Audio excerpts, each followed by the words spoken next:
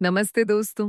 यमराज और नचिकेता के बीच हुए गूढ़ संवाद के बाद अब हम भारतीय साहित्य के एक और महान गद्य लेखक महाकवि दंडी की ओर चलेंगे, जिनकी रचनाएं साहस, प्रेम और बुद्धि की अद्भुत कहानियों से भरी हैं।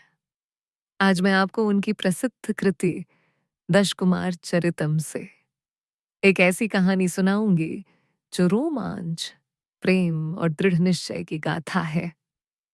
यह है राजकुमार राजवाहन की कथा। यह कहानी हमें सिखाती है कि सच्चा प्रेम और साहस हर बाधा को पार कर लेते हैं और भाग्य भी उन्हीं का साथ देता है जो प्रयत्न करते हैं। एक समय की बात है, मगध देश में राजहंस नाम के एक प्रतापी राजा राज करते थे। उनके पुत्र का नाम राजवाहन था, जो अत्यंत वीर, बुद्धिमान और सुंदर थे।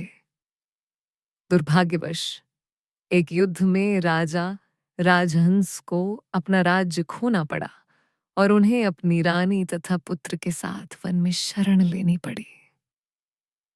वन में राजवाहन अपने 9 साथियों के साथ बड़े हुए, जो सभी विभिन्न कलाओं में निपुण थे। जब राजवाहन और उनके साथी युवा हुए, तो उन्होंने निर्णय लिया कि वे यूं ही निष्क्रिय नहीं बैठेंगे।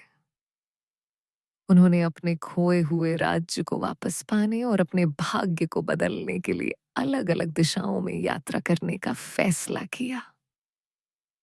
हर राजकुमार अपनी राह पर निकल पड़ा और आज हम राजवाहन की कहानी जानेंगे। राजकुमार राजवाहन अपनी यात्रा पर निकले। वे अनेक राज्यों से गुजरते हुए अंततः अवंती नगरी पहुंचे। अवंती की राजकुमारी का नाम अवंती सुंदरी था, जो अपनी अनुपम सुंदरता और गुणों के लिए प्रसिद्ध थी। राजवाहन ने राजकुमारी की सुंदरता के बारे में सुना और उनसे मिलने की तीव्र इच्छा जागी।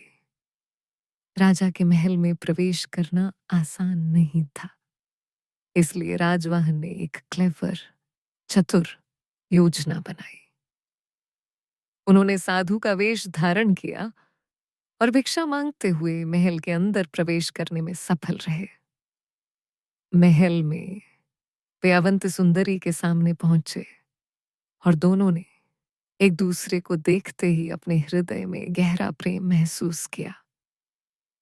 यह प्रेम ऐसा था मानो वे जन्म जन्मांतर से एक दूसरे के लिए बने हों। राजवाहन और अवंत सुंदरी अब गुप्त रूप से मिलने लगे।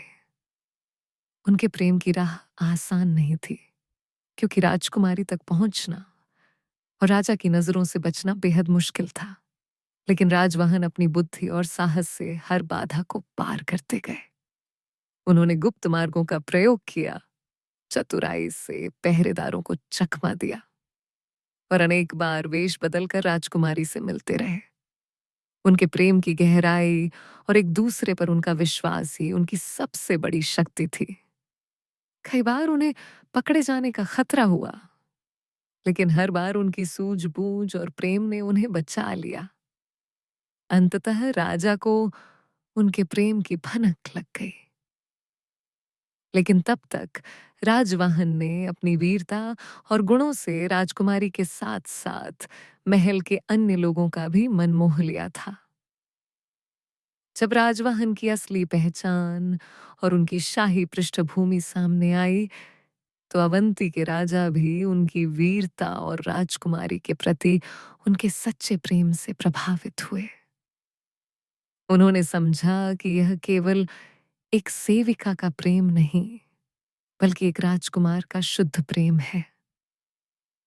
और इस तरह अनेक बाधाओं और चुनौतियों को पार करने के बाद राजकुमार राजवाहन और राजकुमारी अवंत सुंदरी का विवाह संपन्न हुआ।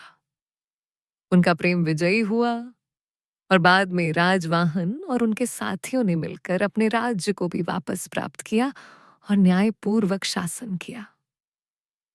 बहनों और भाइयों, राजकुमार राजवाहन की कथा से हमें क्या सीख मिलती है?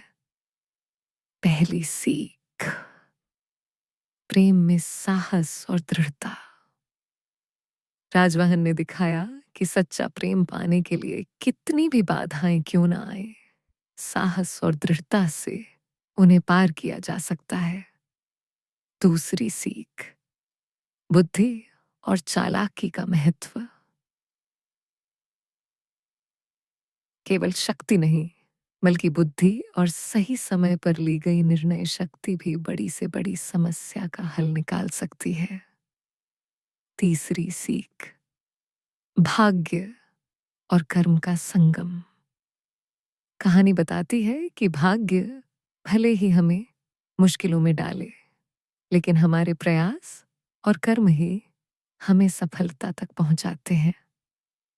चौथी सीख, सच्चे प्रेम की परीक्षा।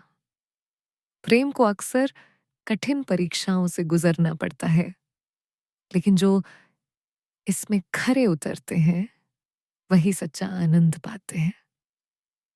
जैसा कि हमारे प्राचीन ग्रंथ कहते हैं, साहसी के लिए कोई मार्ग कठिन नहीं और सच्चे प्रेम के लिए कोई बाधा बड़ी नहीं।